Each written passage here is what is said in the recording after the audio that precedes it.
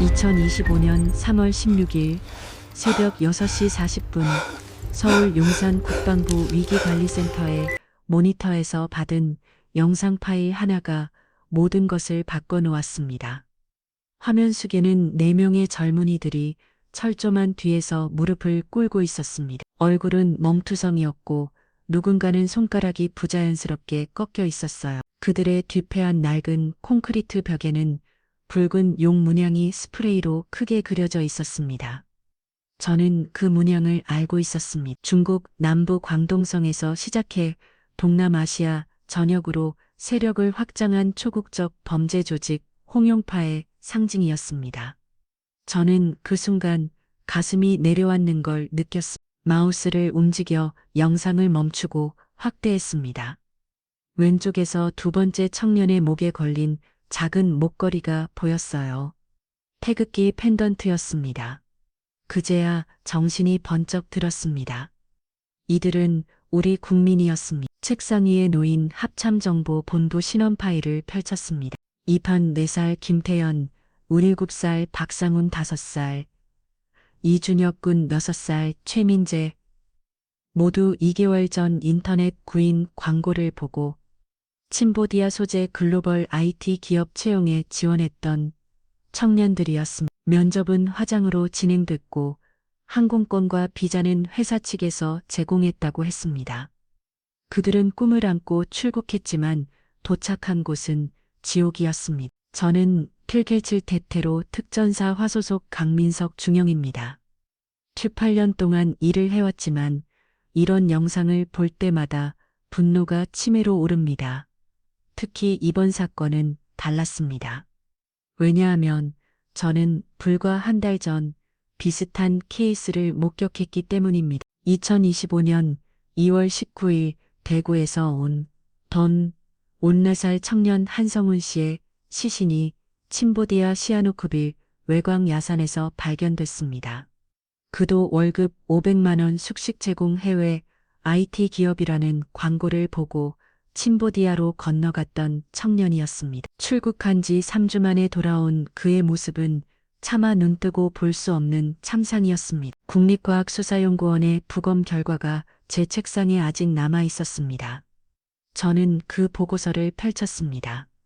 쌓인 다팔성 장기 손상으로 인한 외상성 얼굴 전체의 광범위한 타박상으로 피하출이 심각 안면부 전체가 보라색으로 변색 갈비뼈 5대에서 8대 골절 추적, 그중 2개는 폐를 관통한 것으로 보인 양손 손가락 10개 중 7개 골절, 발바닥에 화상 큰적, 추정 사망 시각은 발견 3일 전. 저는 그 보고서를 읽으며 주목을 붉은 쥐었습니다. 24살 누군가의 아들이었고 형제였고 친구였던 청년이 이국당에서 이렇게 죽어갔습니다. 그의 부모님은 빈소에서 아들의 관을 열어보지 못했습니다. 너무 참혹해서 볼 수 없었기 때문입니다.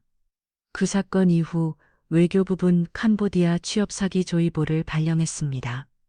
하지만 그분이었습니다. 범인은 잡히지 않았고 홍용파는 여전히 활동하고 있었습니다. 경찰은 해외 사건이라 관할권 밖이라고 했고 외교부는 캄보디아 정부와 협조 중이라는 원론적인 답변만 반복했습니다. 국정원마저도 정보 수집 중이라는 말로 시간만 끌었습니다. 그 사이 한성훈 씨의 어머니는 청와대 앞에서 1인 시위를 시작했습니다. 내 아들을 죽인 놈들을 잡아주세요 라는 편말을 들고 30일째 서 계셨습니다. 저는 그 모습을 뉴스로 볼 때마다 가슴이 찢어지는 것 같았습니다. 통상적인 해외 인질 상황이라면 외교부 영사 보호팀과 국가정보원 해외 공작팀이 먼저 움직입니다. 현지 대사관을 통해 정부와 협상하고 경찰력을 동원해 구출하는 게 원칙입니다. 하지만 이번 케이스는 처음부터 달랐습니다. 영상 말미의 기계음으로 변조된 목소리가 영어로 말했습니다. 72시간 안에 미화 50만 달러를 가상화폐로 송금하라. 거부하거나 경찰에 신고하면 인질의 장기를 적출해 암시장에 판매한다. 국정원 음성 분석팀이 즉시 분석했습니다. 변조를 걷어내니 중국어 광동방언의 어강이 뚜렷하게 드러났습니다. 한성운 씨를 죽인 것과 같은 조직이었습니다. 이것은 단순한 유괴가 아니었습니다. 홍영파는 2018년 중국 정부의 대대적인 조직범죄 소탕작전 이후 본토에서 밀려나 동남아로 근거지를 옮긴 조직이었습니다. 현재 캄보디아 시아노크비를 중심으로 불법 카지노, 온라인 도박, 암호화폐, 사기, 그리고 인신매매를 주도하고 있었습니다. 국제형사경찰기구 인터폴에 따르면 지난 3년간 한국, 대만, 필리핀 등 동아시아가 국에서 최소 800명 이상이 이 조직에 의해 납치되거나 사기 취업으로 유인됐습니다. 그중 구구된 사람은 고작 11명, 나머지는 여전히 실종 상태였습니다. 그리고 한성운 씨처럼 시신으로 발견되는 경우도 점점 늘어나고 있었습니다. 오전 9시 저는 긴급 보고를 위해 국방부 차관실로 올라갔습니다. 육중한 문을 열고 들어와서 넓은 회의 테이블에 이미 몇 명이 앉아 있었습니다. 외교부 차관부, 국정원 해외국장, 그리고 국방부 차관이 심각한 표정으로 서류를 검토하고 있었습니다. 차관이 저를 보더니 먼저 입을 열었습니다. 강중량 상황은 파악했습니다. 현재 외교부를 통해 캄보디아 정부와 협의 중입니다. 푸놈펜 현지 경찰 특수부대가 시아노크 빌로 출동 준비 중이라고 합니다. 그의 목소리는 차분했지만 확신은 없어 보였습니다. 외교부 차관부가 끼어들었습니다. 문제는 캄보디아 현지 상황입니다. 시아노크 빌은 지난 5년간 중국 자본이 대거 유입되면서 사실상 중국 경제 식민지가 됐습니다. 현지 공무원과 경찰 상당수가 중국계 자본으로부터 뇌물을 받고 있다는 첩보가 있습니다. 그들이 제대로 움직일지 의문입니다. 국정원 해외국장이 태블릿을 꺼내 화면을 공유했습니다. 위성사진이었습니다. 이곳이 홍룡파의 추정 거점입니다.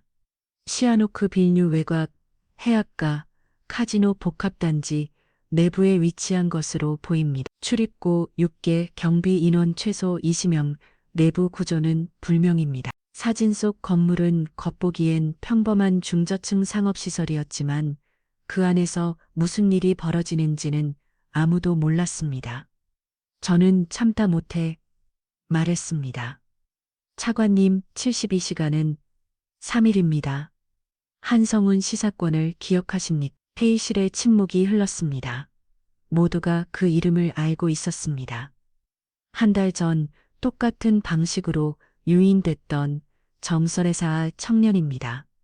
외교 채널로 협상하고 현지 경찰에 맡기고 시간을 끌었습니다. 그 결과 우리가 본 것은 보라색으로 부어오른 얼굴과 5대 이상 부러진 갈비뼈, 그리고 고무는 적 가득한 시신이었습니다. 제 목소리가 떨렸습니다.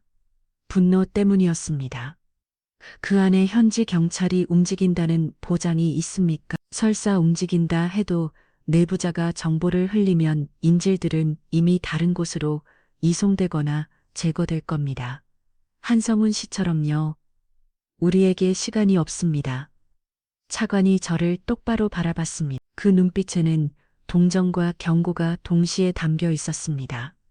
강중룡, 당신의 마음은 충분히 이해합니다. 한성운 씨 사건은 우리 모두에게 큰 충격이었습니다. 하지만 그렇다고 해서 비공식 군사 작전을 승인할 수는 없습니다. 캄보디아 영토 주권 침해, 국제법 위반 자체 타던 외교 전쟁이 됩니다. 무엇보다 중국이 이 상황에 개입할 가능성이 큽니다. 홍룡파는 비록 중국에서 쫓겨났지만 여전히 중국 본토 범죄 네트워크와 연결돼 있습니다. 베이징이 이걸 한국의 월권 행위로 규정하면 양국 관계에 심각한 타격이 옵니다. 차관이 잠시 말을 멈췄다가 이어갔습니다. 우리도 한성운 씨를 구하고 싶었습니다. 하지만 현실적인 제약이 있었습니다. 저는 고개를 숙였습니다. 명령을 따르겠습니다. 하지만 속으로는 이미 다른 결정을 내리고 있었습니다. 현실적인 제약, 그 말이 제 머릿속을 맴돌았습니다. 한성훈 씨의 어머니에게 현실적인 제약 때문에 아들을 못 구했다고 말할 수 있을까요? 지금 저철 조망 뒤에 있는 4명의 청년들도 한성훈 씨처럼 시신이 되어 돌아올 때까지 현실적인 제약을 핑계로 기다려야 할까요? 저는 그럴 수 없었습니다. 더 이상 한 명의 청년도 한 명의 국민도 그렇게 잃을 수 없었습니다. 회의실을 나오는 순간 복도에서 국정원 해외국장이 저를 붙잡았습니다. 그는 주변을 살핀 뒤 낮은 목소리로 말했습니다. 강중량 공식적으로는 아무것도 할 수 없습니다. 하지만 만약 당신이 개인적으로 움직인다면 현지 협력자 한 명은 소개해 줄 수 있습니다. 코드명 독수 캄보디아에서 10년 넘게 활동한 우리 측 비공식 정보원입니다. 그는 작은 종이 쪽지를 제 손에 쥐어줬습니다. 마무화된 연락 채널 주소가 적혀 있었습니다. 한성훈 씨 때 우리가 아무것도 못했던 게 제 평생 한이 됐습니다. 이번만큼은 달라야 합니다. 그가 제 어깨를 잡았습니다. 이 대화는 없던 일입니다. 하지만 당신이 성공하길 바랍니다. 그는 그렇게 말하고 사라졌습니다. 저는 엘리베이터를 타고 지하주차장으로 내려갔습니다. 차에 오르는 순간 핸드폰을 켰습니다. 칠클 부대 본부에 있는 제 직속 팀원 4명에게 아무 문자를 보냈습니다. 코드레드, 비공식 24시간 내 인천 집결, 이것은 명령이 아니었습니다. 제안이었습니다. 정부의 승인도 상부의 허가도 없는 작전이었습니다. 누구도 강요받지 않지만 누구도 거절할 수 없는 그런 종류의 제안이었습니다. 참여한다면 모든 책임은 개인이 짊어져 했습니다. 실패하면 군법회의에서 고성공해도 표창 하나 못 받을 작전이었습니다. 30분 뒤 4명 모두에게서 답장이 왔습니다. 박현호 대위, 김도훈 상사, 이재훈 중사, 정우진 하사 모두 준비 완료라는 짧은 메시지만 보냈습니다. 저는 차 안에서 노트북을 펼쳤습니다. 작전 폴더를 새로 만들고 제목을 입력했습니다. 아퍼레이션 리턴 돌아오게 하다 허락은 나중에였습니다. 명령은 거부당했지만 생명은 기다려주지 않았습니다. 저는 시동을 걸기 전 지갑에서 작은 사진 한 장을 꺼냈습니다. 한성훈 씨의 장례식에서 받은 영정 사진이었습니다. 이미살 밝게 웃고 있는 청년의 모습이었습니다. 미안합니다. 당신은 지켜드리지 못했습니다. 하지만 이번엔 다릅니다. 저는 사진을 대시보드에 세워두고 시동을 걸었습니다. 이번엔 반드시 데려온다. 그것이 군인으로서가 아니라 한 인간으로서, 그리고 한성훈 씨에게 빚진 사람으로서 제가 내린 결정이었습니다. 인천공항을 출발한 지 5시간 만에 우리는 푸놈펜 국제공항에 도착했습니다. 관광객으로 위장한 5명의 한국인이었습니다.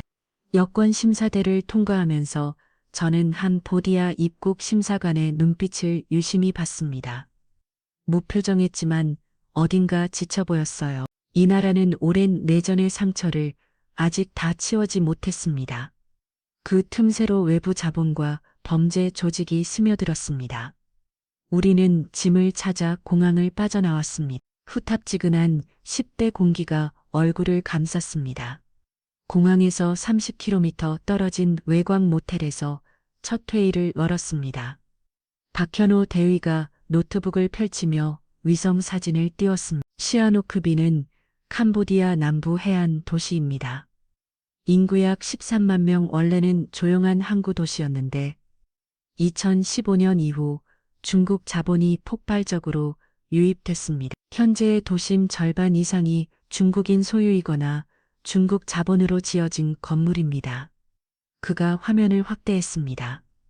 문제는 이곳이 골든 드래곤 리조트, 겉으로는 5성급 카지노 호텔이지만 실제로는 홍룡파의 동남아 본부로 추정됩니다.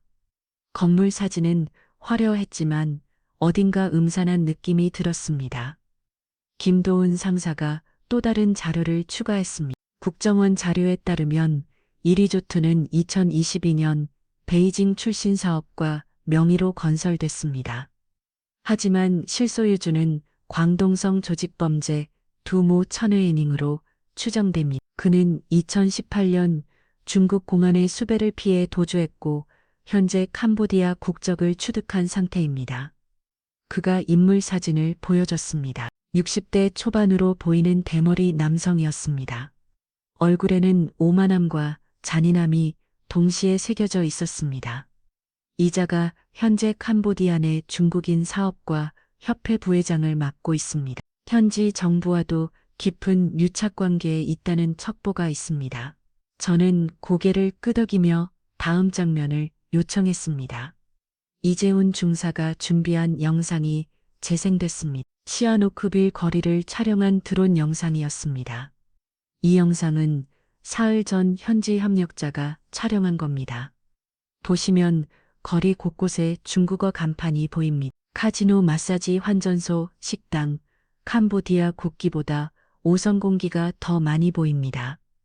명상 속 거리는 낮인데도 술 취한 사람들과 호객분들로 가득했습니다. 현지 경찰은 거의 개입하지 않습니다. 중국인 경비업체가 치안을 담당하고 있으니까요. 사실상 법 밖의 지역입니다. 그의 말에 저는 주목을 붉은 쥐였습니다. 이곳은 주권 국가의 영토가 아니라 범죄의 천국이었습니다. 정우진 하사가 마지막 자료를 펼쳤습니다. 홍룡파의 주요 수입원은 세 가지입니다. 첫째, 불법 온라인 도박. 한국, 일본, 중국을 대상으로 한 불법 도박 사이트를 운영하며 연간 수천억 원대 수익을 올립니다. 둘째, 암호화폐 사기, 가짜 투자 플랫폼을 만들어 피해자들의 돈을 가장 앞에 롯배 돌립니다. 셋째, 인신매매와 강제노요. 이게 가장 악질적입니다. 그가 화면을 바꿨습니다. 피해자들은 취업 사기로 유인돼 현지에 도착하면 여권을 압수당합니다. 그리고 온라인 사기 조직의 텔레마케터로 강제 동원됩니다. 하루 12시간씩 전화를 걸어 사기 행각을 벌이도록 강요당하죠. 거부하거나 실적이 낮으면 폭행당하거나 심한 경우 장기 밀매 대상이 됩니다. 저는 그 순간 뭐라 말할 수 없는 분노가 치밀었습니다.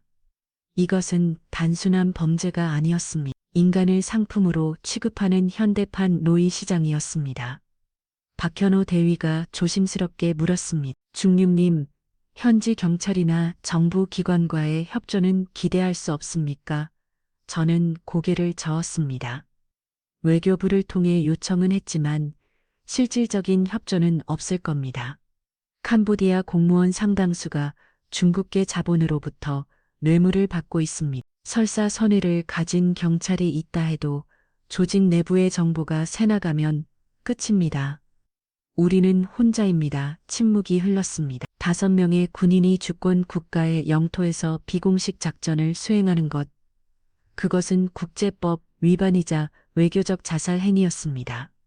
저적 80푸놈펜 외곽의 한 낡은 카페에서 협력자를 만났습니다. 코드명 독수리 40대 후반으로 보이는 한국계 캄보디아인이었습니다.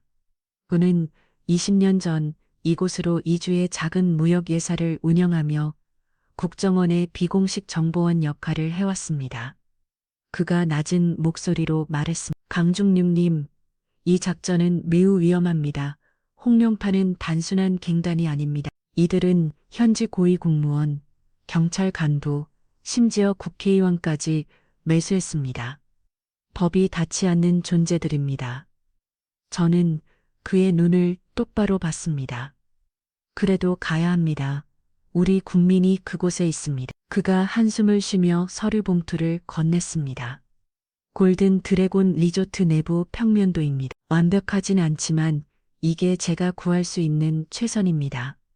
평면도를 펼쳐보니 복잡한 구조였습니다. 지상 12층, 지하 2층, 카지노, 호텔 쇼핑몰이 복합된 거대한 건물이었습니다. 독수리가 빨간 펜으로 지하 1층 한쪽을 표시했습니다. 이곳이 인질들이 감금된 곳으로 추정됩니다. 리조트 직원들 사이에서는 생산실이라고 부릅니다. 겉으로는 콜센터처럼 꾸며놨지만 실제로는 강제노역 시설입니다. 출입구는 한 개 내부의 CCTV, 입대 경비 최소 6명이 24시간 교대 근무합니다. 그가 또 다른 사진을 보여줬습니다.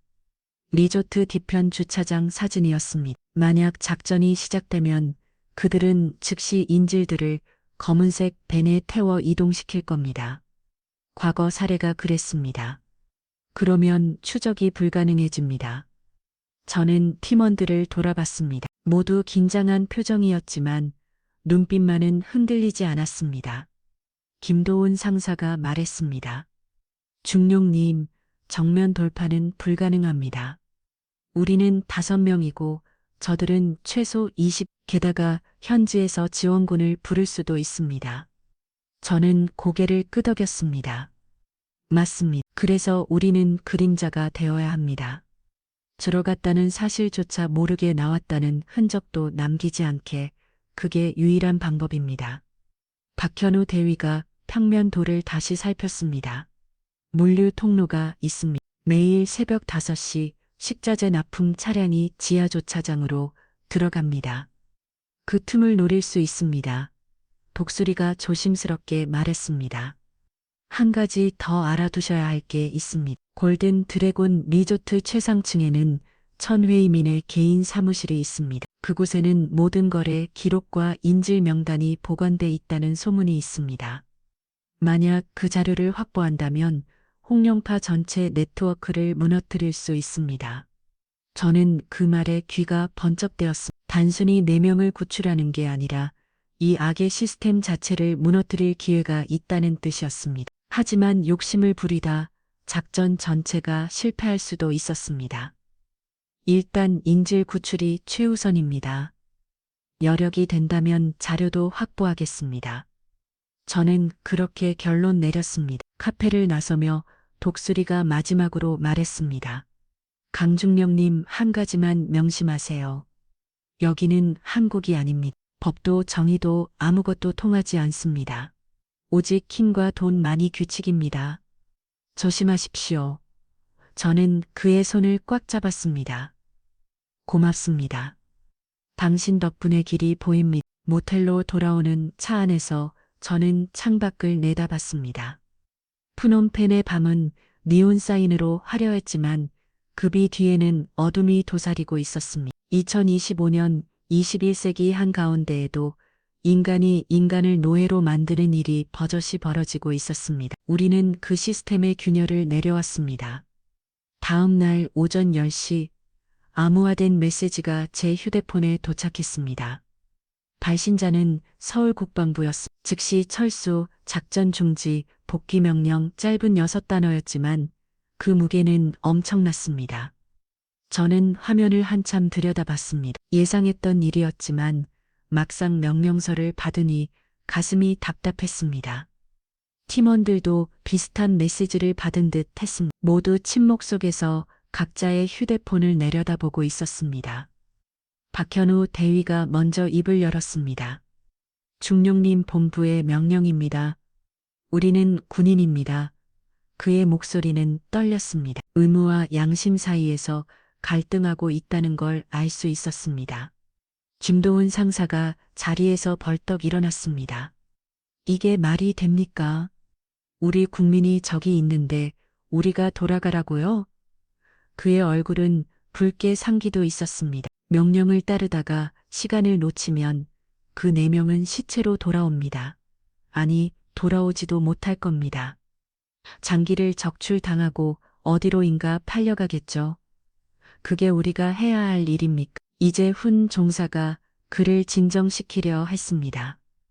도훈아, 진정해. 우리 모두 알고 있어. 하지만 명령은 명령이야. 우리가 멋대로 움직이면 그건 반란이나 마찬가지야. 정우진 경장은 창밖을 바라보며 아무 말도 하지 않았습니다. 그의 주목이 떨리고 있었습니다. 저는 천천히 입을 열었습니다. 여러분, 저는 이 작전을 계속할 겁니다. 하지만 여러분에게 강요하지 않겠습니다. 명령에 따라 서울로 돌아가는 게 정답입니다. 여러분에게는 가족이 있고 미래가 있습니다. 이 작전이 실패하면 우리는 모두 군법회의에 서게 됩니다. 불명예 제대는 물론이고 형사처벌까지 받을 수 있습니다. 제 말에 모두가 저를 바라봤습니다. 저는 이미 결정을 내렸습니다. 하지만 여러분은 다릅니다. 지금이라도 공항으로 가십시오. 그게 현명한 선택입니다. 침묵이 흘렀습니다. 5분이 지났고 10분이 지났습니다. 아무도 움직이지 않았습니다. 박현호 대위가 씁쓸하게 웃었습니다. 중륙님 전군에 입대한 나를 기억합니다. 22년 전 2003년 봄이었죠. 선서할 때 이렇게 말했습니다. 나는 대한민국 유권 장교로서 조국과 국민에게 충성을 다할 것을 엄숙히 선수합니다. 그때 제가 선서한 대상은 국방부 건물이 아니라 대한민국 국민이었습니다. 저기 갇혀 있는 4명도 대한민국 국민입니다. 저는 제 선서를 지키고 싶습니다. 김도훈 상사가 고개를 끄덕였습니다. 저도 마찬가지입니다. 만약 제 아들이 저기 갇혀 있다면 저는 누군가가 와주길 바랄 겁니다. 그게 아버지의 마음이고 군인의 마음입니다. 이제 훈 중사와 정우진 하사도 고개를 끄덕였습니다. 저희도 함께 가겠습니다. 저는 그들을 하나하나 바라봤습니다. 고맙고 또 미안했습니다. 이들은 제 명령 때문에 여기 온 게 아니었습니다. 각자의 신념과 양심 때문에 이 자리에 남기로 결정한 것이었습니다. 고맙습니다. 여러분과 함께라면 반드시 성공할 수 있습니다. 제가 말하려던 순간 문이 녹화됐습니다. 모두가 긴장했습니다. 예정에 없던 방문자였습니다. 저는 권총을 손에 쥐고 조심스럽게 문을 열었습니다. 문 밖에는 30대 초반으로 보이는 동양인 남성이 서 있었습니다. 그가 낮은 목소리로 한국어로 말했습니다. 독수리가 저를 보냈습니다. 저는 그를 안으로 들였습니다. 그가 신분증을 꺼내 보여줬습니다. 캄보디아 국적의 중국 깨웠습니다. 이름은 유진이라고 했습니다. 저는 골든 드래곤 리조트에서 일했던 사람입니다. 3년 전까지 통역과 경비 일을 했습니다. 그의 한국어는 유창했습니다. 한국에서 2년간 유학했습니다. 돈이 필요해서 리조트에 취직했지만 그곳에서 벌어지는 일들을 보고 견딜 수 없었습니다. 그래서 나왔습니다. 김도훈 상사가 의심스럽다는 표정으로 물었습니다. 왜 우리를 돕겠다는 겁니까? 당신한테 무슨 이득이 있죠? 유진이 고개를 숙였습니다. 이득은 없습니다. 하지만 속전은 하고 싶습니다. 제가 그곳에서 일할 때 얼마나 많은 사람들이 고통받는지 알면서도 외면했습니다. 그게 평생 저를 괴롭힙니다. 박현호 대위가 날카롭게 물었습니다. 그렇다면 당신은 리조트 내부 구조를 알고 있습니까? 경비 배치는 인질들이 어디에 있는지도 않습니까? 유진이 고개를 끄덕였습니다. 3년 전 정보지만 기본 구조는 같은 겁니다. 지하 1층 서쪽 끝에 생산실이 있습니다. 겉으로는 콜센터지만 실제로는 강제 노역시설입니다. 출입구는 보안카드 키가 필요하고 내부에는 항상 경비 6명이 있습니다. 그들은 전직 군인이나 경찰 출신입니다. 무장하고 있고 주저없이 방아쇠를 당깁니다. 그의 말에 팀원들이 긴장했습니다. 그리고 한 가지 더 그곳에는 내부 비상통신선이 있습니다. 만약 침입자가 발견되면 즉시 본부에 연락이 갑니다. 그러면 3분 안에 증언병력 20명이 도착합니다. 저는 평면도를 펼쳤습니다. 이 통신선을 차단할 방법이 있습니다. 유진이 고개를 저었습니다. 물리적으로는 불가능합니다. 하지만 제가 아직 알고 있는 내부 코드가 있습니다. 만약 그 코드로 시스템에 접속하면 5분 동안은 통신을 지연시킬 수 있습니다. 그 시간 안에 인지를 빼내야 합니다. 김도훈 상사가 반신반의하는 표정으로 물었습니다. 3년이나 지났는데 그 코드가 아직 유효하다고 어떻게 확신합니까? 유진이 휴대폰을 꺼내 무언가를 보여줬습니다. 제 친구가 아직 그곳에서 IT 관리자로 일하고 있습니다. 어제 확인했습니다. 그들은 보안에 자만합니다. 코드를 바꾸지 않았습니다. 저는 그 눈을 똑바로 봤습니다. 두려움, 죄책감, 그리고 결단. 그 모든 게 섞여 있었습니다. 유진 씨, 당신이 우리를 돕는다면 당신도 위험에 처합니다. 홍룡파가 당신의 배신을 알면 당신과 당신 가족을 가만두지 않을 겁니다. 유진이 떨리는 목소리로 대답했습니다. 제 가족은 이미 베트남으로 피신시켰습니다. 저는 각오하고 왔습니다. 더 이상 외면하고 싶지 않습니다. 그의 주먹이 떨리고 있었습니다. 두려웠지만 도망치지 않기로 결심한 사람의 모습이었습니다. 저는 그의 어깨를 잡았습니다. 고맙습니다. 함께 끝까지 갑시다. 회의가 끝나고 저는 팀원들과 함께 작전 계획을 재수립했습니다. 유진의 정보 덕분에 침투 경로와 타이밍이 훨씬 명확해졌습니다. 다음 날 새벽 5시 식자재 납품 차량이 지하 주차장으로 들어가는 순간을 노리기로 했습니다. 유진이 내부 통신을 5분간 차단하는 동안 우리는 인지를 구출하고 빠져나오는 겁니다. 실패 여지는 거의 없었습니다. 한 군데라도 삐끗하면 전멸이었습니다. 박현우 대위가 마지막 점검을 마치고 말했습니다. 이건 자살 작전입니다. 성공 확률은 30%도 안 됩니다. 김도훈 한사가 씩 웃었습니다. 그래도 0%보다는 낫죠. 해봅시다. 저는 창밖을 내려봤습니다. 푸놈펜의 하늘은 맑았지만 시아누크빌로 가는 길은 험난할 것이었습니다. 우리는 5명의 군인과 1명의 민간인이었습니다. 공식적인 지원도 후방 어무도 탈출 루트도 없었습니다. 하지만 우리에게는 명분이 있었습니다. 이 명의 생명을 구한다는 그 단순하고도 명확한 목표가 있었습니다. 저는 휴대폰을 꺼내 서울 본부로 마지막 메시지를 보냈습니다.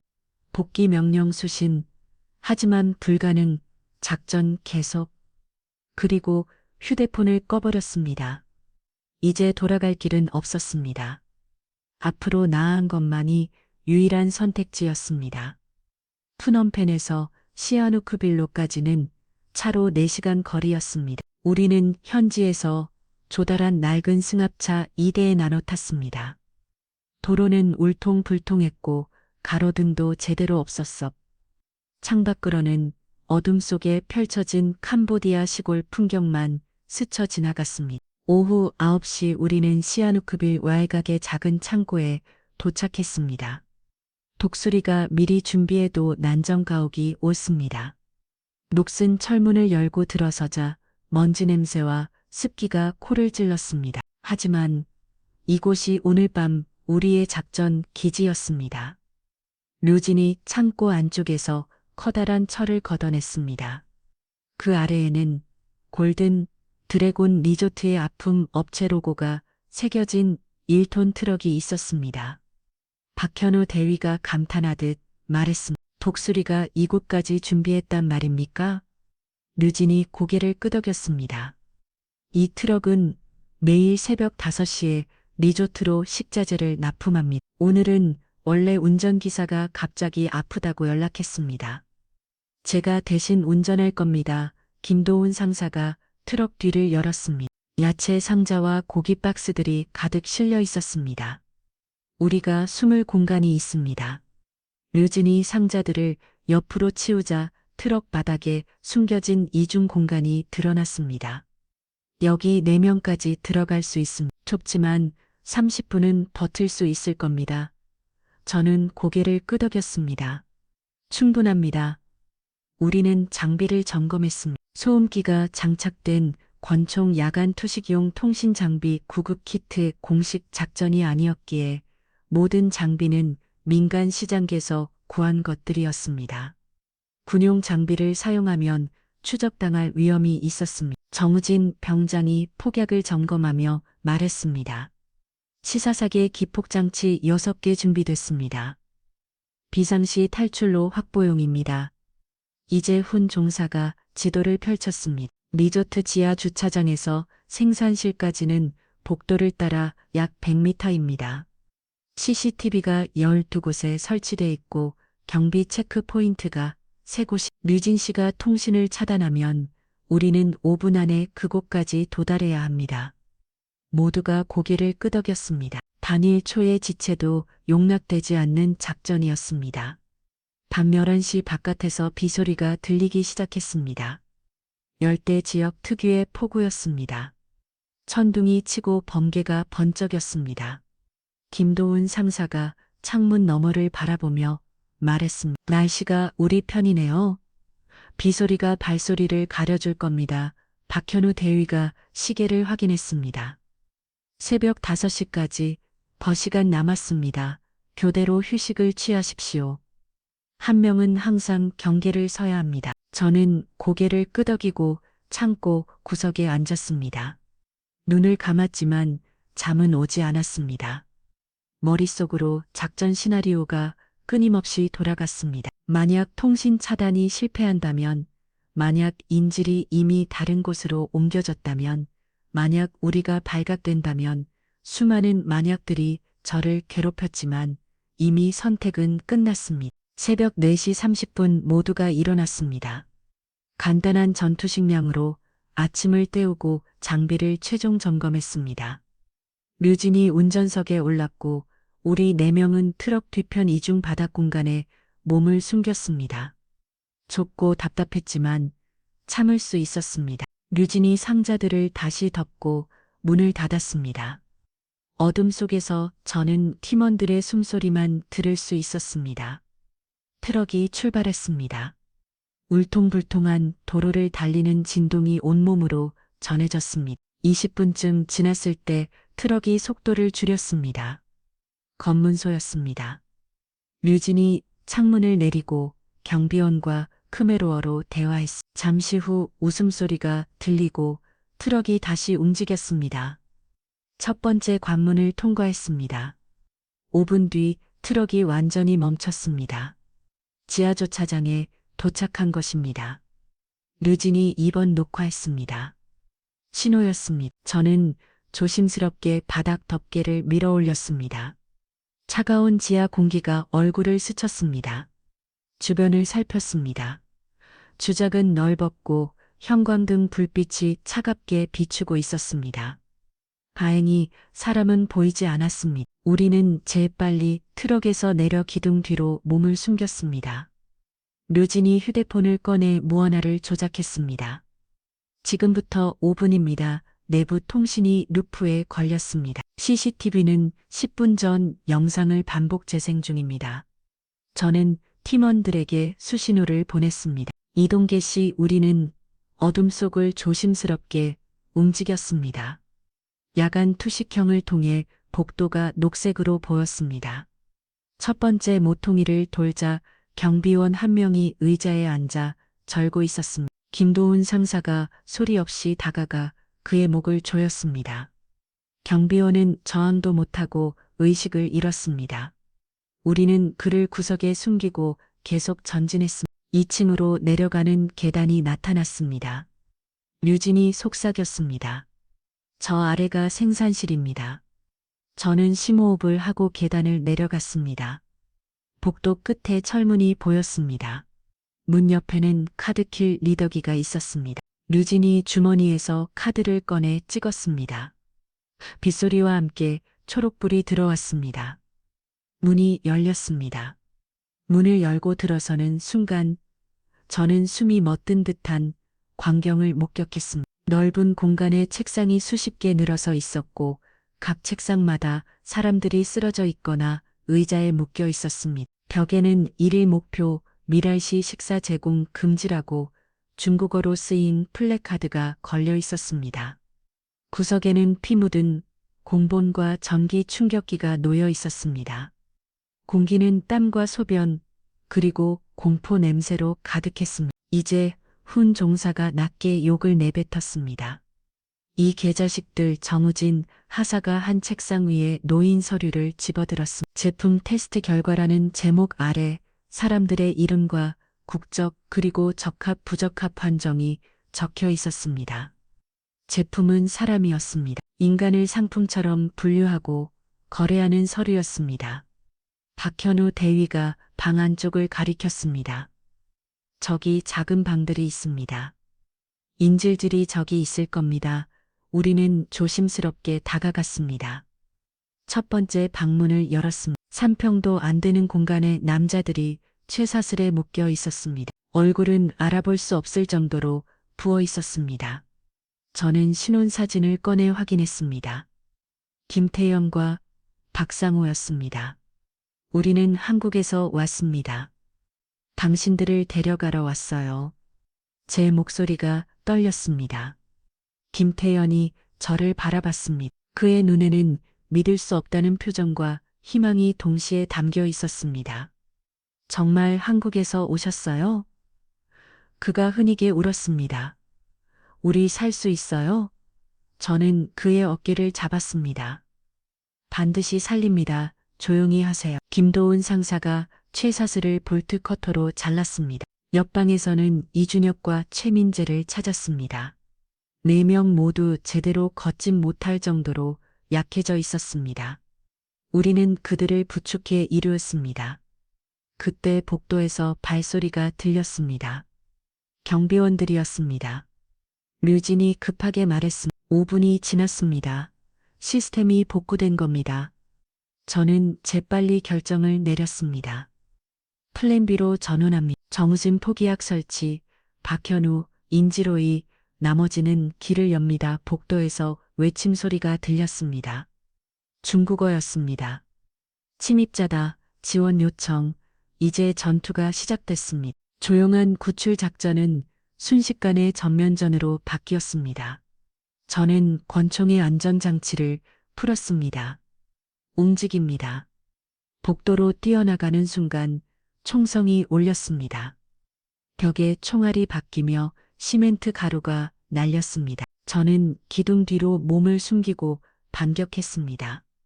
소음기가 달린 권총이 뚝뚝 소리를 내며 경비원 한 명의 다리를 관통했습니다.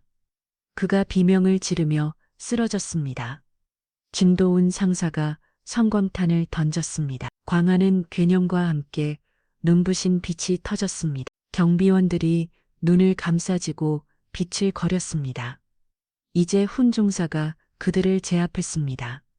길 확보, 이동 가능합니다. 우리는 인질 4명을 부축하며 복도를 따라 달렸습니다. 뒤에서 무전기 소리와 발소리가 들렸습니다. 증원 병력이 오고 있었습니다. 지하 2층으로 내려가는 비상계단에 도착했습니다. 유진이 앞장설며 말했습니다.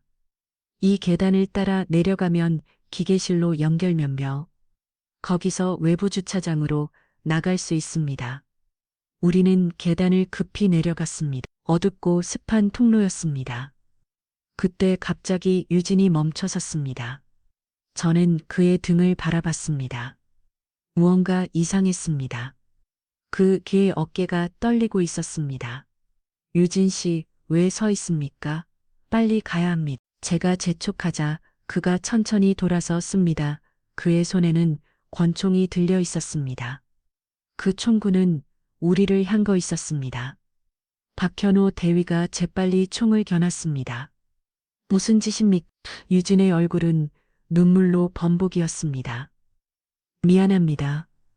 정말 미안합니다. 그의 목소리는 떨렸습니다. 그들이 제 가족을 잡았어요. 어젯밤 베트남으로 피신시켰다고 생각했는데 그들은 이미 알고 있었습니다.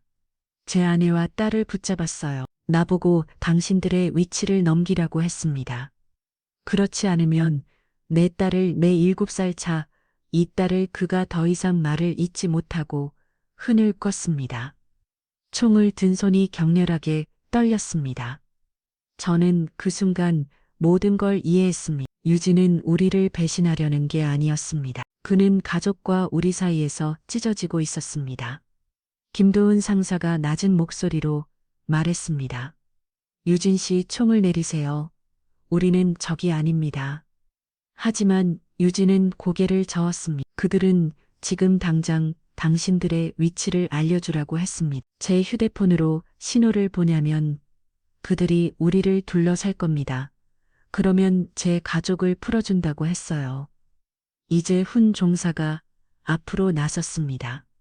그들의 말을 믿습니까? 그들은 약속을 지킬 사람들이 아닙니다. 당신도 알고 있잖아. 그들은 당신 가족을 인질로 쓰고 우리를 제거한 뒤에는 당신도 입을 막으려 할 겁니다. 유진의 총부가 더 심하게 떨렸습니다. 그래도 만약 그들이 진심이라면 제 딸은 아직 7, 9살이에요. 저는 한 걸음 앞으로 나섰습니다. 유진 씨 저를 보세요. 그가 눈물 젖은 눈으로 저를 봤습니다. 우리가 함께 당신 가족을 구하겠습니다. 지금 당장은 아니지만 이 작전이 끝나면 반드시 구해내겠습니다. 국가정보원과 외교부를 통해서라도 당신 가족을 찾아내겠습니다. 하지만 지금 당신이 우리를 넘기면 모두가 죽습니다. 당신 가족도 우리도 저기 있는 인질들도 모두 죽습니다. 그게 당신이 원하는 겁니까? 유진이 무릎을 꿇었습니다.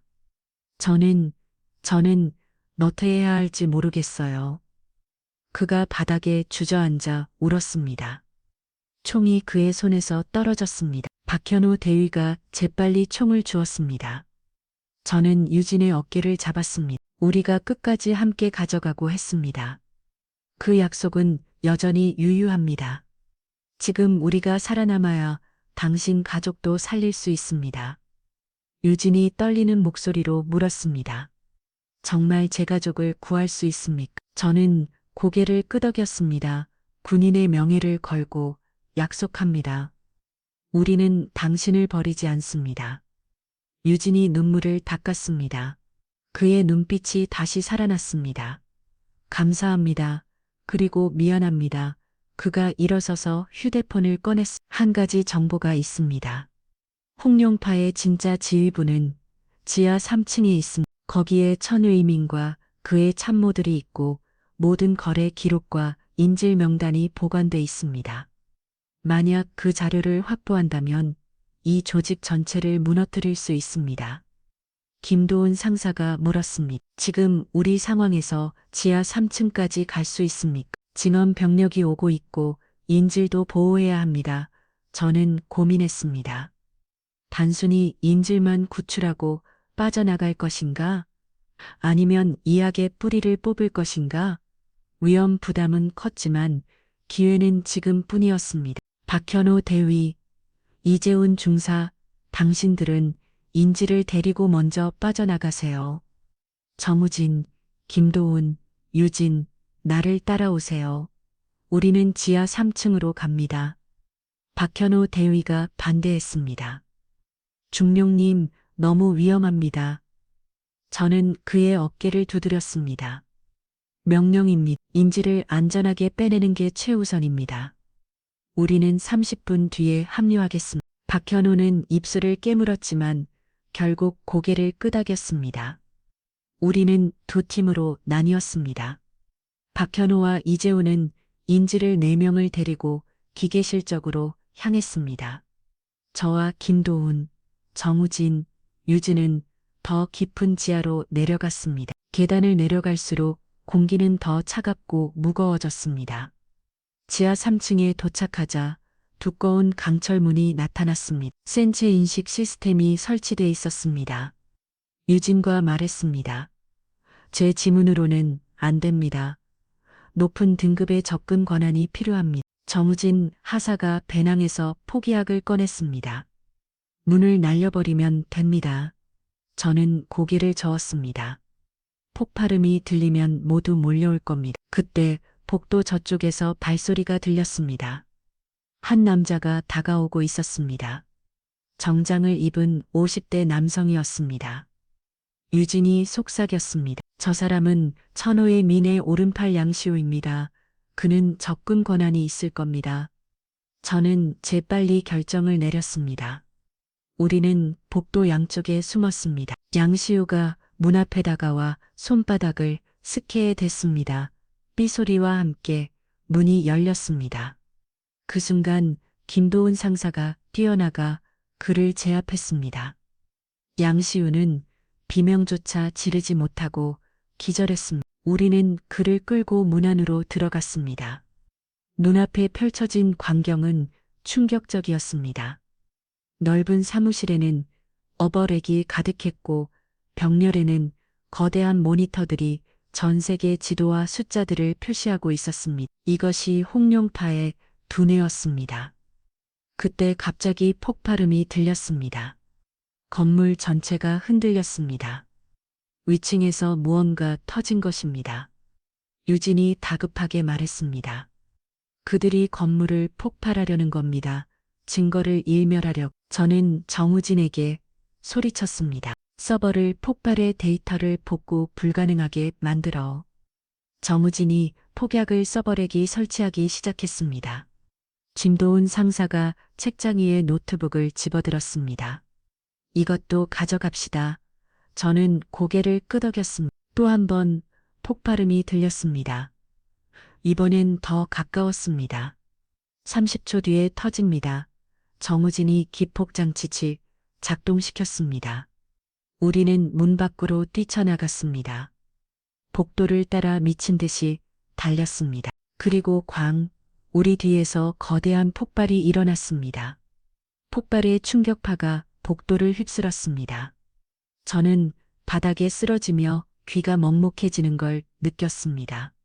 천장에서 콘크리트 조각들이 떨어졌고 비상등이 깜빡이기 시작했습니다. 김도훈 상사가 저를 일으켜 세웠습니다.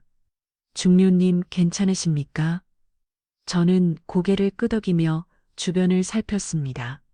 정우진 병장과 유진도 무사했습니다. 우리 뒤편 지하 3층 사무실에서는 검은 연기가 피어올랐습니다. 서버는 완전히 파괴됐을 것입니다. 하지만 김도훈의 손에는 노트북이 있었습니다. 가장 중요한 건 확보했습니다.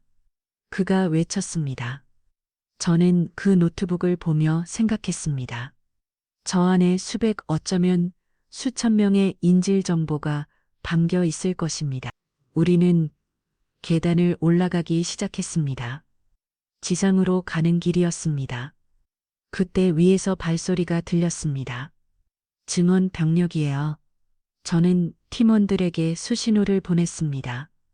넥이 계단 중간쯤에서 멈춰 섰습니다. 발소리가 점점 가까워졌습니다. 3명, 아니 4명, 무장한 경비원들이었습니다. 첫 번째 경비원이 계단을 내려오는 순간 김도훈 상사가 발을 걸었습니다. 경비원이 비틀거리면 넘어졌고 저는 그의 뒤통수를 권총 개머리판으로 가격했습니다. 나머지 3명이 총을 겨눴지만 정우진 하사가 이미 성광탄을 던진 뒤였습니다. 눈부신 비와 함께 경비원들이 비명을 질렀습니다. 우리는 그 틈을 타 그들을 제압했습니다. 지상 1층에 도착하자 상황은 더 악화돼 있었습니다. 리조트 내부는 혼란에 빠져 있었습니다. 투숙객들이 비명을 지르며 밖으로 달려나가고 경비원들이 사방에서 무전기로 고함을 쳤습니다. 검은 연기가 환기구를 통해 로비까지 올라왔습니다. 화재 경보가 요란하게 울렸습니다. 저는 휴대폰을 꺼내 박현우 대위에게 연락했습니다. 제위 상황은 잡음 섞인 목소리가 들렸습니다. 인질 확보 완료, 외부 조차장에서 대기 중입니다. 중령님은 지금 로비입니다. 3분 안에 합류하겠습니다. 통화를 끊으려는 순간 박현우가 다급하게 소리쳤습니다. 중령님 조심하십시오. 천하의민이 직접 나서다는 첩보가 있습니다. 그 말이 끝나기도 전에 로비 반대편에서 총성이 들렸습니다. 우리 쪽을 향한 것이었습니다. 저는 재빨리 리세션 데스크 뒤로 몸을 숨겼습니다. 대리석 기둥의 총알이 바뀌며 파편이 튀었습니다. 김도훈 상사가 방역했습니다.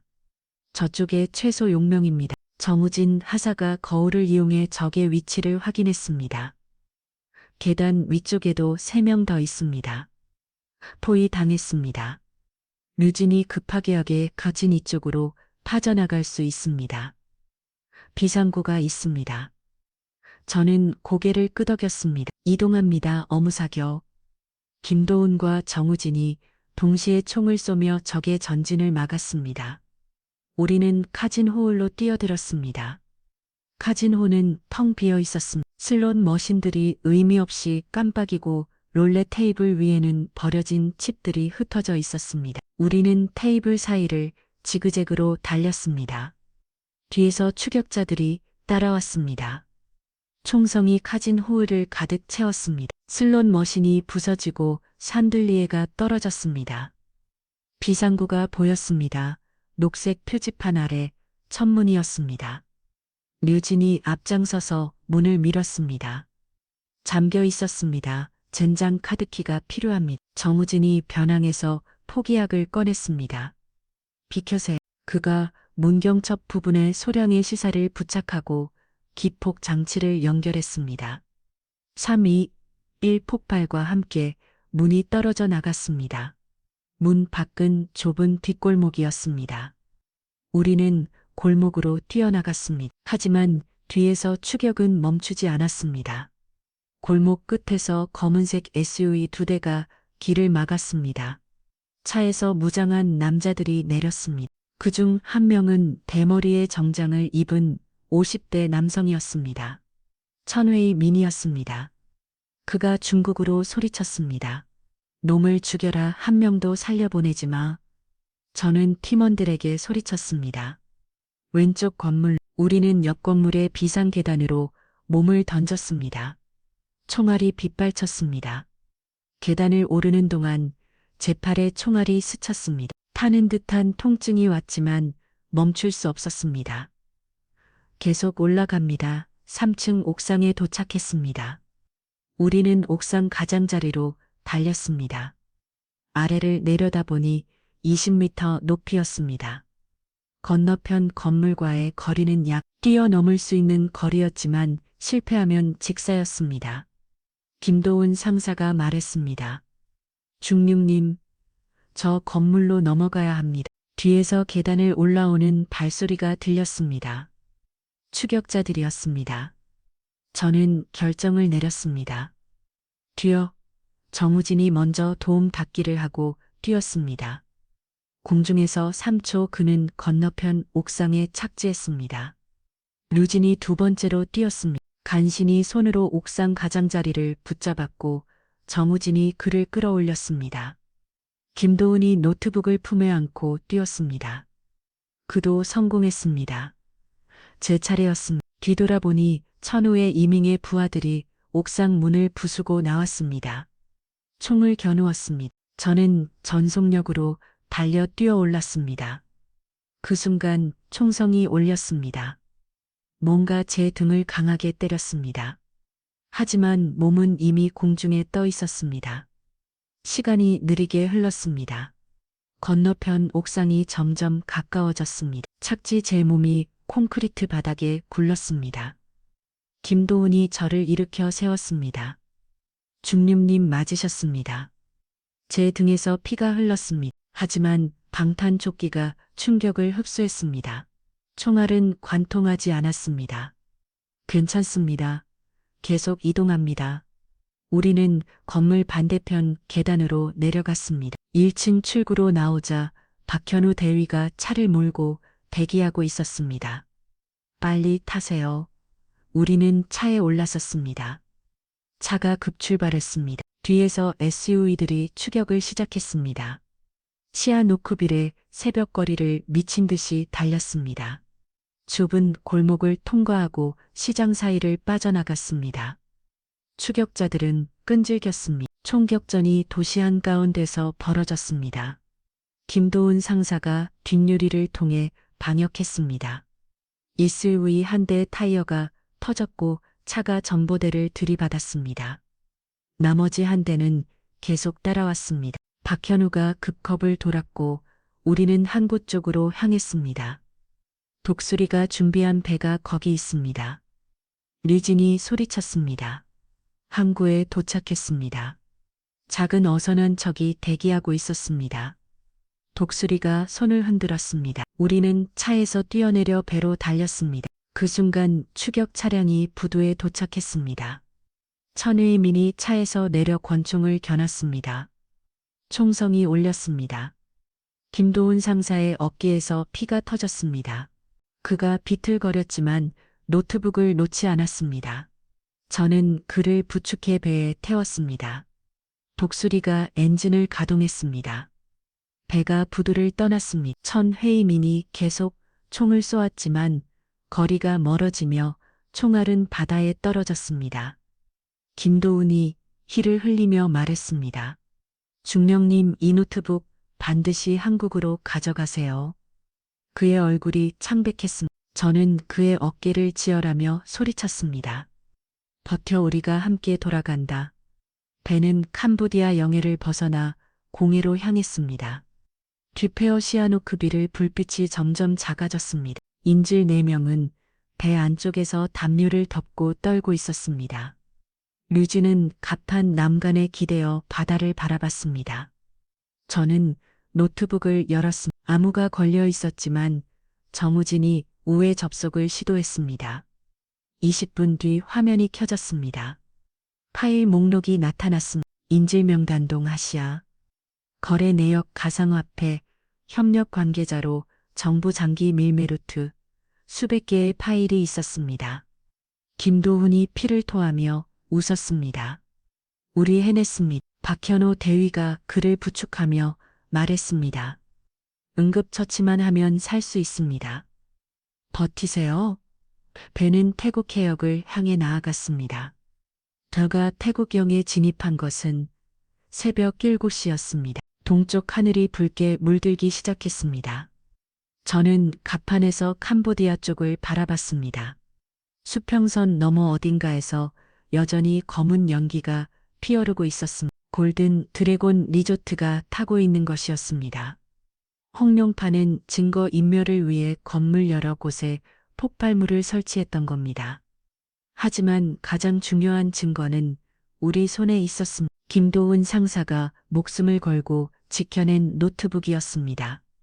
독수리가 다가와 조용히 말했습니다. 곧 태국 해군 함정과 만납니다. 국정원이 사전 협의를 해뒀습니다. 그들이 여러분을 반국까지 호송할 겁니다. 저는 고개를 끄덕이며 고마움을 표했습니다. 배 안쪽에서는 박현호 대위가 김도훈 상사의 상처를 치료하고 있었습니다. 총알은 어깨를 관통했지만 다행뼈는 비교 같습니다. 지혈은 성공했고 생명에는 지장이 없었습니다. 하지만 그는 창백한 얼굴로 누워 있었습니다. 저는 그의 옆에 앉았습니다. 고생했습니다. 상사 김도훈이 쉬고 섰습니다. 중료형님, 우리 해냄 겁니까? 저는 고개를 끄덕였습니다. 예, 해냈습니다. 4명을 모두 구했고 홍룡파의 핵심 자료도 확보했습니다. 당신이 없었다면 불가능했을 겁니다. 그가 눈을 감았습니다. 다행입니다. 제 아들에게 자랑할 수 있겠네요. 아빠가 사람을 구했다고 그의 목소리가 점점 작아졌습니다. 피로와 출혈로 잠이 든 것이었습니다. 인질 4명은 한쪽 고석에 모여 앉아 있었습니다.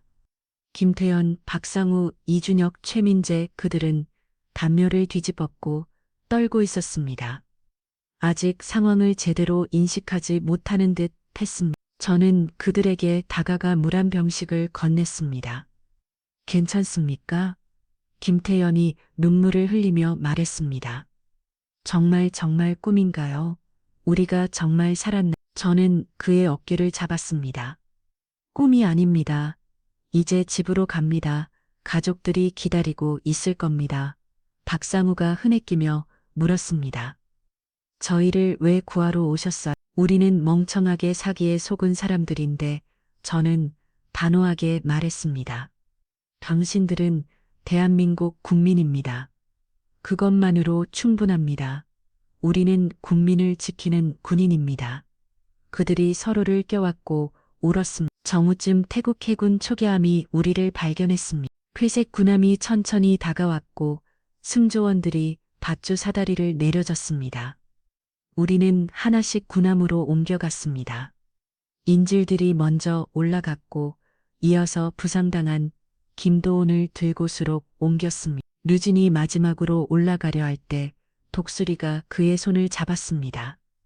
류진, 당신은 용감한 사람입니다. 당신 가족은 제가 반드시 찾아내겠습니다. 약속합니다. 류진이 고개를 숙였습니다. 감사합니다. 그리고 모두에게 미안합니다. 독수리가 그를 껴왔습니다. 미안할 것 없습니다. 당신은 옳은 선택을 저는 마지막으로 배를 떠나며 독수리에게 말했습니다. 당신이 없었다면 우리는 아무것도 할 수 없었을 겁니다. 언젠가 다시 뵙기를 바랍니다. 독수리가 경례를 대한민국 만세 태국 군함은 우리를 방콕 해군 기지로 데려갔습니다. 거기서 대한민국 대사관 직원들이 대기하고 있었습니다. 인질 4명은 즉시 병원으로 후송됐고 김도훈도 태국 구병원에서 수술을 받았습니다. 우리 나머지 팀원들은 대사관 비밀회의실로 안내됐습니다. 거기서 서울에서 급파된 국정원 해외국장과 화장개의를 했습니다. 그가 엄숙한 표정으로 말했습니다. 강중량, 당신은 명령 불복종, 무단작전 수행, 주권 국가 영토 침범 등 여러 군법 위반 혐의를 받게 될 것입니다. 하지만 그 전에 당신이 확보한 자료부터 봅시다. 저는 노트북을 연결하고 파일들을 보여줬습니다. 화면을 보던 국장의 표정이 점점 굳어졌습니다. 노트북 안에는 충격적인 정보들이 담겨 있었습니다. 동아시아가 국에서 납치되거나 사기로 유인된 인질 명단 72명, 그중 한국인이 14명이었습니다. 가상화폐 거래 내역은 지난 3년간 총 더 충격적인 것은 협력 관계자 명단이었습니다. 캄보디아 고위 공무원 15명, 경찰 간부 23명, 국회의원 3명의 이름과 계좌번호가 적혀 있었습니다. 심지어 한국인 중개인 7명의 정보도 있었습니다. 이들은 한국에서 청년들을 소개한 캄보디아로 보낸 사기꾼들이었습니다. 국장이 긴 한숨을 쉬었습니다. 이건 단순한 구출 작전이 아니라 국제범죄 네트워크 전체를 흔들 폭탄이군요. 저는 조용히 말했습니다. 그래서 반드시 공개되어야 합니다. 이틀 뒤 우리는 공군 수송기를 타고 서울로 돌아왔습니다. 인질 4명과 부상당한 김도움도 함께였습니다. 공항에는 인질들의 가족이 기다리고 있었습니다. 김태연의 어머니가 아들을 껴안고 통고했습니다. 박상우의 아버지는 무릎을 꿇고 하늘에 감사 기도를 드렸습니다. 이준혁의 여자친구는 그를 끌어안고 오열했습니다. 최민재의 동생은 형을 보자마자 형 하고 달려왔습니다. 저는 그 장면을 멀리서 바라봤습니다. 가슴이 뭉클했습니다. 이것이 우리가 목숨을 걸고 지켜낸 것이었습니다. 한 가족의 재회, 한 사람의 생명, 그 단순하지만 절대적인 가치였습니다. 하지만 우리를 기다리는 것은 환영이 아니라 조사였습니다. 이용산 국방부 지하 조사실에서 이틀간 신문을 받았습니다. 작전의 모든 과정, 결정의 근거, 사용한 장비, 접촉한 인물, 하나하나 기록됐습니다. 조사관은 냉정했습니다. 강중령, 당신은 상부의 명령을 거부하고 독단적으로 작전을 수행했습니다. 이는 명백한 군법 위반입니다. 변명의 여지가 있습니다. 저는 똑바로 대답했습니다. 변명은 없습니다. 저는 군인으로서 명령을 오겼습니다. 하지만 인간으로서 해야 할 일을 했습니다. 만약 다시 그 상황이 온다면 저는 똑같이 할 것입니다. 조사관이 펜을 내려놓았습니다. 당신은 영웅이 되고 싶었습니까? 저는 고개를 저었습니다. 아닙니다. 저는 그저 제 양심에 따라 행동했을 뿐입니다. 조사가 끝나고 저는 팀원들과 함께 특전사본부 작전실에 소집됐습니다. 사령관이 우리를 기다리고 있었습니다. 그의 표정은 복잡했습니다. 분노, 안도, 자부심이 뒤섞여 있었습니다. 강중령, 당신과 당신의 팀원들은 군법을 어겼습니다. 이에 대한 징계는 불가피합니다. 저는 차려 자세로 섰습니다. 감사하겠습니다. 사령관이 잠시 침묵하다가 말을 이었습니다. 하지만 당신들이 확보한 자료 덕분에 홍룡파의 한국 내 협력자 7명이 체포됐습니다. 캄보디아 정부도 압력을 받아 고위공무원 조사에 착수했습니다. 국제형사경찰기구는 천 웨이밍에 대한 적색 수배를 발령했습니다. 당신들은 단순히 4명을 구한 게 아니라 수백 명을 구할 수 있는 길을 열었습니다. 사령관이 책상 위에 서류를 넘겼습니다. 대통령이 긴급 지시를 내렸습니다. 해외인질 구출 전담 특수부대를 상서로 하고 관련 예산을 대폭 증액한다는 내용입니다. 앞으로는 더 이상 외교적 논리에 발목 잡혀 국민을 포기하는 일이 없을 것입니다. 그가 우리를 바라봤습니다. 강중령 당신의 징계는 보류됩니다. 대신 당신이 새로 창설될 부대의 초대 대장을 맡게 될 것입니다. 물론 거부할 수 있습니다. 저는 잠시 생각했습니다. 군법을 어긴 비간은 없고 오히려 승진이라니 아이러니했습니다. 하지만 중요한 건 그게 아니었습니다. 사령관님, 저는 그 자리를 받겠습니다. 하지만 한 가지 조건이 있습니다. 사령관이 눈썹을 치켜 올렸습니다. 말해보시오. 저는 팀원들을 돌아왔습니다. 제 팀원들 박현우, 김도훈, 이재훈, 정우진, 그리고 유진까지 모두 세 부대에 함께 가야 합니다. 사령관이 고개를 끄덕였습니다. 허가합니다. 며칠 뒤 저는 병원에 입원한 김도훈 상사를 찾아갔습니다. 그는 침대에 누워 있었지만 안색은 많이 좋아져 있었습니다. 올해는 그의 아들이 앉아 있었습니다. 23살 대학생이었습니다. 김도훈이 아들을 소개했습니다. 중령님, 제 아들 민준입니다. 민준이 일어나 정중히 인사했습니다. 아버지께서 말씀 많이 하셨습니다. 감사합니다. 저는 고개에 저었습니다. 제가 감사해야죠. 당신 아버지는 영웅입니다. 김도훈이 웃었습니다. 영웅은 무슨 그냥 할 일을 했을 뿐입니다. 저는 그에게 말했습니다. 회복되면 복귀하십시오. 우리에게는 아직 구해야 할 사람들이 많이 남아 있습니다. 김도훈이 엄지를 치켜 서었습니다. 명령만 내리십시오. 중령님, 그날 밤 저는 혼자 용산 전쟁 기념과 나파했습니다. 거대한 동상들이 어둠 속에서 묵묵히 서 있었습니다. 그들은 나라를 지키다 목숨을 잃은 선배들이었습니다. 저는 그들에게 조용히 말했습니다. 우리는 당신들이 지킨 나라에서 당신들이 지키려 했던 사람들을 지키고 있습니다. 바람이 불었습니다. 차가운 3월의 바람이었습니다. 하지만 저는 더 이상 춥지 않았습니다. 우리는 단순한 구출팀이 아니었습니다. 우리는 국경을 넘어 법의 테두리를 벗어나 인간의 가장 기본적인 가치를 지키는 마지막 방어성이었습니다.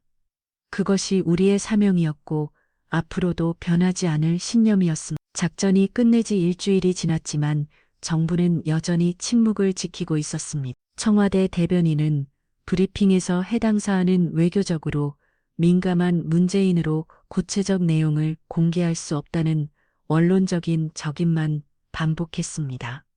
국방부는 비공식 작전이므로 공식 보고 대상이 아니다라는 입장이었습니다. 우리는 말 그대로 존재하지 않는 작전을 수행한 유령팀이었습니다. 하지만 진실은 결코 오래 숨겨지지 않습니다. 특히 그 진실이 수백 명의 생명과 연결돼 있을 때는 더욱 그렇습니다. 제 변화는 예상치 못한 곳에서 시작됐습니다. 작전 후 10일째 되는 날 한국제 언론인이 폭로 기사를 냈습니다. 홍콩에 본사를 둔 독립 언론 매체였습니다. 기사 제목은 골든 드래곤의 몰락 동남아 인신맨의 제국에 붕괴했습니다. 기사는 골든 드래곤 리조트에서 발생한 대규모 화재와 폭발, 그리고 그 배후에 있던 홍룡파의 범죄, 네트워크를 상세히 다뤘습니다. 더 충격적인 것은 기사 말미에 첨부된 문서였습니다. 홍룡파의 내부 거래 장부 일부가 공개된 것입니다. 캄보디아 고위공직자들의 이름과 뇌물 금액, 그리고 한국을 포함한 동아시아가 고개 인질 명단 일부가 실렸습니다. 지사는 한국 특수부대의 비공식 구출 작전으로 추정된다고 보도했습니다. 그 기사가 나간 뒤 국제사회가 들끓기 시작했습니다. 시에는 한국의 대담한 인질 구출 작전, 국제범죄 조직의 타격이라는 제목으로 심층 보도를 내보냈습니다. 앵컷은 이렇게 말했습니다. 이번 작전은 정부의 공식 승인 없이 이뤄진 것으로 보이지만 결과적으로 동남아시아 최대 인신매매 조직 중 하나를 무너뜨리는 계기가 됐습니다. 한국 특수부대의 작전 능력은 세계 정상급임이 다시 한번 입증됐습니다. BBC는 아시아의 새로운 안보 리더 10이라는 분석 기사를 실었습니다.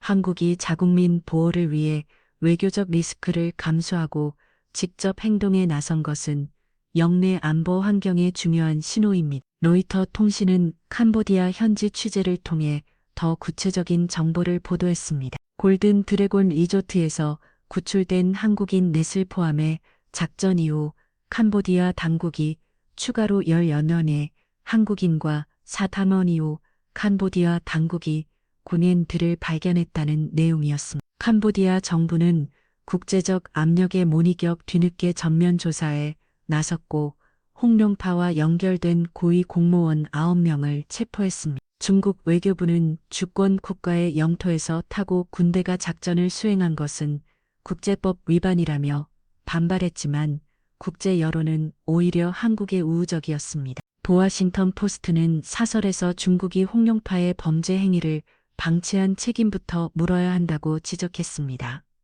진맥도 물어야 한다고 지적했습니다.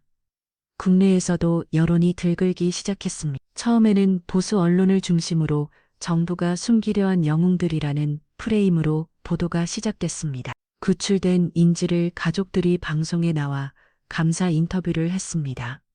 김태연의 어머니는 눈물을 흘리며 말했습니다. 정부는 우리 아들을 포기했습니다. 외교 채널로 해결한다며 기다리라고만 했어요. 하지만 그 군인들은 목숨을 걸고 우리 아이들을 데려왔습니다. 그분들이 진짜 공무원입니다. 박상호의 아버지는 청와대 앞에서 1인 시위를 시작했습니다. 구출팀에게 포상하라는 판말을 들고 서 있었습니다. 소셜미디어에서는 해시태그 오프 레이셀리턴이 급속도로 퍼졌습니다. 청년들은 이게 나라다 라란 댓글을 달았습니다. 여론의 압박이 거세지자 정부도 더 이상 침묵을 지킬 수 없었습니다. 작전 후 2주일째 되는 날, 대통령이 긴급 대국민 담화를 발표했습니다. 존경하는 국민 여러분, 지난 3월 시아노크비를 해서 우리 국민 넷이 구출된 사건에 대해 말씀드리겠습니다. 이 작전은 정부가 공식 승인한 작전이 아닙니다. 하지만 우리 군 특수부대원들이 국민의 생명을 지키기 위해 스스로 위험을 무릅쓴 결단이었습니다. 저는 대한민국 대통령으로서 이 용감한 군인들에게 감사를 표합니다. 대통령은 잠시 말을 멈췄다가 이어갔습니다. 동시에 이번 사건은 우리 정부가 해외 국민 보호에 있어 한계를 가지고 있음을 보여줬습니다. 저는 오늘 해외 인질 구출 전담 특수부대의 상설화를 지시합니다. 더 이상 외교적 논리에 발목 잡혀 국민을 포기하는 일은 없을 것입니다. 담화가 끝난 뒤 청와대는 추가 발표를 했습니다. 강민석 중령을 비롯한 작전 참여 팀원 전원에게 화랑 무고문장을 수여한다는 내용이었습니다. 또한 홍룡파 내부 자료를 확보하는데 결정적 역할을 한 김도훈 상사에게는 별도로 보고 군장을 수여한다고 밝혔습니다. 국방부는 이틀 뒤 공식 브리핑을 통해 해외 국민보호 특수임무안의 창설을 발표했습니다. 초대 임무안장은 강민석 중령이 맡으며 인원은 200명 규모로 편성된다고 했습니다. 예산은 기존 특수전사령부 예산의 3배로 책정됐습니다. 언론은 이를 한국 특수전이 새로운 시대라고 평가했습니다. 작전 후 한 달이 지난 4월 중순 저는 류진을 다시 만났습니다. 그는 국정원의 도움으로 베트남에 숨어 있던 가족을 무사히 찾아냈습니다. 그의 아내와 7살 딸은 건강했습니다. 홍롱파는 그들을 잡았다고 거짓말했지만 실제로는 찾지 못하고 있었던 겁니다. 류진은 가족과 함께 한국행을 결정했습니다. 정부는 그에게 특별공로 영주권을 발급했고 새로 창설된 임무안의 현지정보 분석관 자리를 제안했습니다. 우리는 용산 임무안 본부 사무실에서 만났습니다. 그의 딸은 아버지 손을 꼭 잡고 사무실을 신기한 듯 둘러봤습니다. 류진이 말했습니다. 중정님 약속을 지켜주셔서 감사합니다. 저는 고개를 저었습니다. 당신이 먼저 약속을 지켰습니다. 끝까지 함께 가져가고 했던 그 약속을 5월 들어 국제적인 후속 조치들이 본격화됐습니다. 국제형사경찰기구는 홍롱파 핵심 인물 3뷰로령에 대한 적색 수배를 발령했습니다. 천 회이닝은 여전히 도주 중이었지만 그의 자산은 동결됐고 협력자들은 하나씩 체포됐습니다. 더 중요한 것은 우리가 확보한 노트북 자료를 바탕으로 한국 경찰이 국내 협력자 13명을 추가로 검거했다는 점입니다. 이들은 청년들을 소개해 외로 보낸 취업사기범들이었습니다. 검찰은 이들에게 인신매매 방조 혐의를 적용해 중형을 구형했습니다. 법무부는 해외 취업사기에 대한 처벌을 대폭 강화하고 발표했습니다. 일본 NHK는 특집 다큐멘터리를 제작했습니다. 한국 특수부대의 캄보디아 작전 그들은 왜 움직였나라는 제목이었습니다. 프로그램은 작전의 전 과정을 재구성하고 구출된 인질들의 인터뷰를 담았습니다. 일본 시청자들은 일본도 이런 부대가 있었으면 좋겠다는 반응을 보였습니다. 네만 언론은 한국의 결단이 동아시아 전체를 안전하게 만들고 있다고 평가했습니다. 실제로 대만, 베트남, 필리핀 정부는 한국의 합동 인질 구출 훈련을 제안했습니다. 한국은 더 이상 단순히 강대국 사이의 긴 작은 나라가 아니었습니다. 스스로 국민을 지킬 수 있고 그 과정에서 영내 안보에 기여할 수 있는 중견 강국으로 자리매김하고 있었습니다. 6월 초옷 임무안 창설 기념식이 열렸습니다. 계류대 특전사본부 대강당에는 국방부 장관, 합참의장 특전사령관이 참석했습니다. 구출된 인질 가족들도 초청받았습니다. 저는 단상에 올라 임무안 길을 받았습니다. 파란 바탕에 흰색 독수리가 그려진 기발이었습니다. 국방부 장관이 훈시했습니다. 해외 국민 보고 특수 임무안은 대한민국이 세계 어디에서든 자국민을 지킬 수 있다는 의지의 상징입니다. 여러분은 법의 태도를 벗어나지 않으면서도 필요할 때는 과감하게 행동하는 균형감을 가져야 합니다. 여러분이야말로 진정한 국민의 군대입니다. 박수가 터져나왔습니다. 김태연의 어머니는 눈물을 닦았고 박상호의 아버지는 경례를 했습니다. 기념식이 끝난 뒤 저는 팀원들과 함께 특전사 뒷산에 올랐습니다. 박현우, 김도훈, 이재훈, 정우진, 그리고 새로 합류한 유진까지 우리 6명은 정상에서 아래를 내려다 봤습니다. 계령대 정경이 한눈에 들어왔습니다. 김도훈이 아직 팔을 삼다 꺼내 매단 채로 말했습니다. 중령님, 우리가 정말 해냈습니다. 처음에는 불가능해 보였는데 박현우가 거들었습니다. 단장님이라고 불러야 하는 거 아닙니까? 저는 웃으며 고개를 젓어나 그냥 중령님이라고 부르세요. 계급이 중요한 게 아니니까요.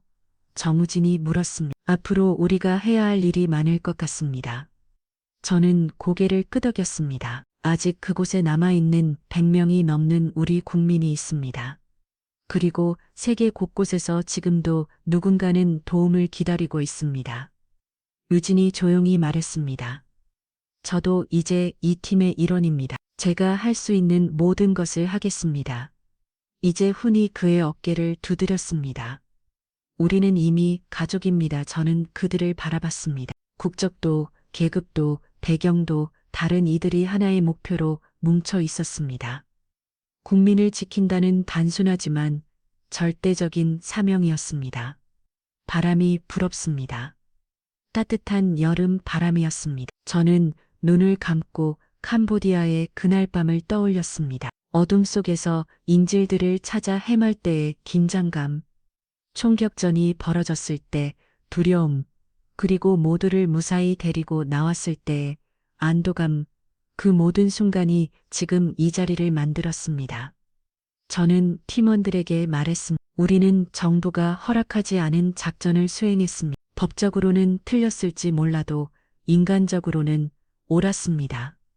앞으로도 우리는 그런 선택의 순간과 마주할 것입니다.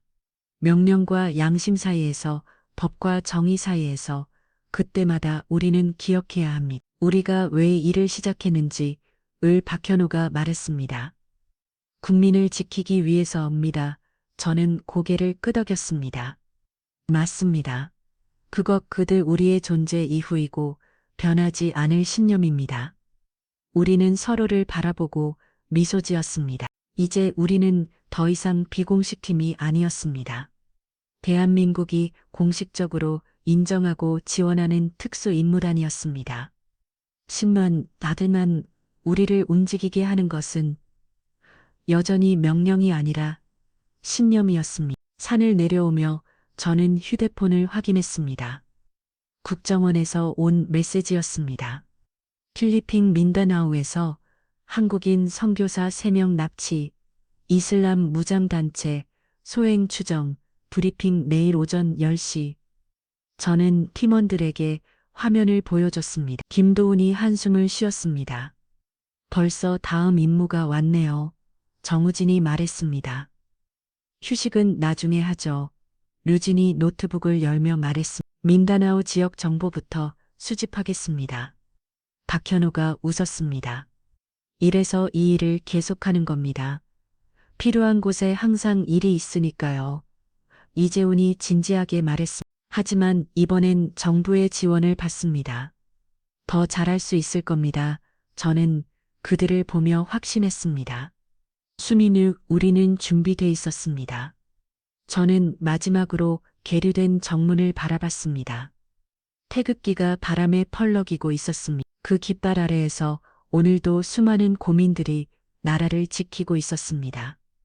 우리는 그중 한 팀 일분이었습니다. 하지만 우리가 하는 일은 특별했습니다.